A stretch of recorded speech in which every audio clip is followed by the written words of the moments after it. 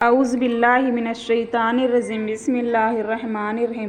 ایمان لانے اور مسلمان ہونے کی خوبیاں۔ ارشاد فرمایا اللہ تعالیٰ نے، الیوم اکملت لکم دینکم واتممت علیکم نعمتی ورضیت لکم الاسلام دینا، یعنی اے بندو، ہم نے آج کے دن تمہارے لیے دین کو مکمل کر دیا اور ہم نے تم پر اپنا انعام پورا کر دیا، اور ہم نے اسلام کو تمہارا دین مذہب بننے کے لیے ہمیشہ ہمیشہ کو پسند کر لیا۔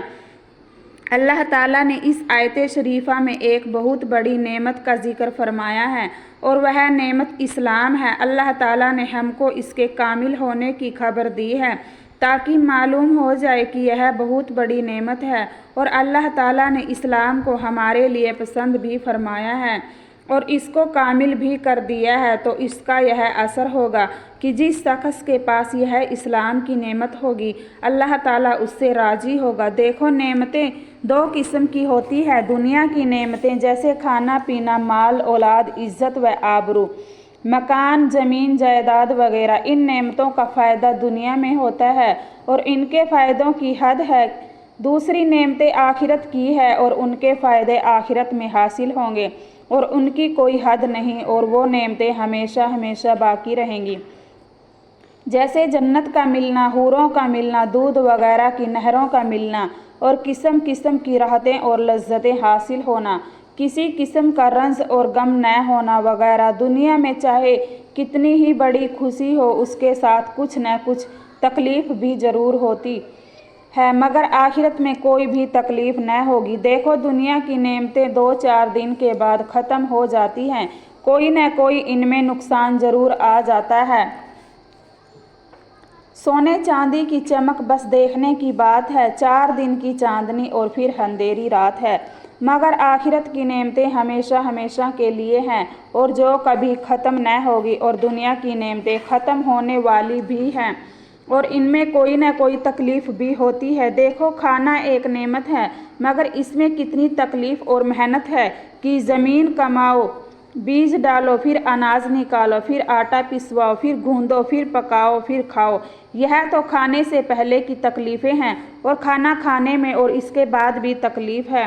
مثلاً کبھی مرچ اور نمک زیادہ ہو گیا، کبھی کھانا کچا رہ گیا، کبھی کھانے کے بعد پیٹ میں بوجھ ہو گیا، کبھی قبض ہو گیا، کبھی ہیضہ ہو گیا، یا دست آنے لگے، یا قے ہو گئی، یا کوئی مرض ہو گیا۔ حکیم ڈاکٹر کے نسخے پیے جاتے ہیں، کہیں ہاضمے کے لیے چورن کھایا جاتا ہے۔ دیکھ لو، دنیا کی ایک نعمت کھانے میں کتنی تکلیفیں اٹھانی پڑتی ہیں، اسی طرح دنیا کی ہر نعمت کے ساتھ تکلیفیں بھی لگی ہوتی ہیں، اور آخرت کی نعمتیں جب ملے گی تو کبھی ختم نہ ہوگی اور نہ اس میں کوئی تکلیف اور محنت اٹھانی پڑے گی۔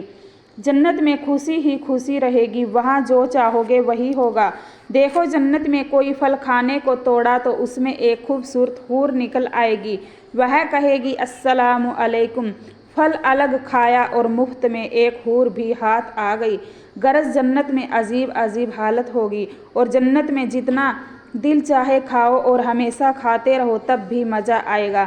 نہ پیشاب پاخانے کی تکلیف، نہ ہیضے کا ڈر، نہ بدہضمی کا خطرہ، بس ایک خوشبودار ڈکار آئے گی اور سب کھانا ہضم ہو جائے گا۔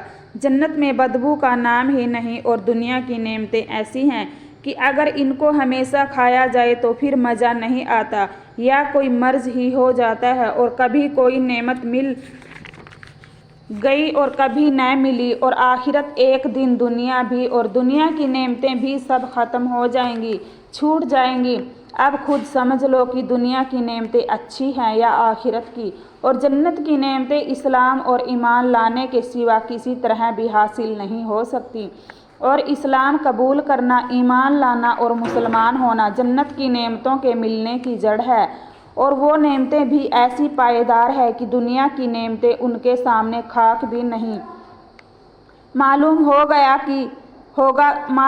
گیا ہوگا کہ مسلمان ہونا کتنی بڑی نعمت ہے۔ پھر افسوس ہی کی بات ہے کہ اتنی بڑی نعمت کو چھوڑ کر ہم دنیا کی فانی نعمتوں میں ڈوب جائیں۔ دین اسلام کا ماننا اور مسلمان ہونا تو اتنی بڑی نعمت ہے کہ اس کی بدولت دنیا اور آخرت دونوں سنور جاتی ہے۔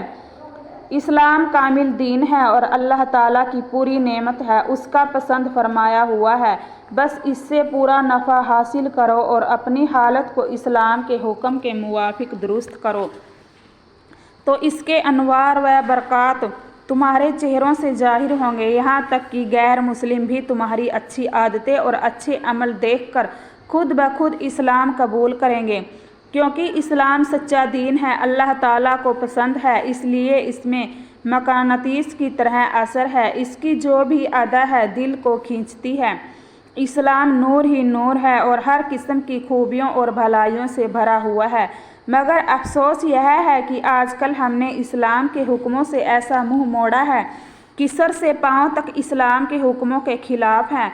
यहाँ तक कि गैर मुस्लिम भी हम पर हंसते हैं और कहते हैं यह है दीन इस्लाम और यह है मुसलमान। अगर दीन इस्लाम ऐसा ही है जैसा कि मुसलमानों ने बना रखा है, तो फिर ऐसी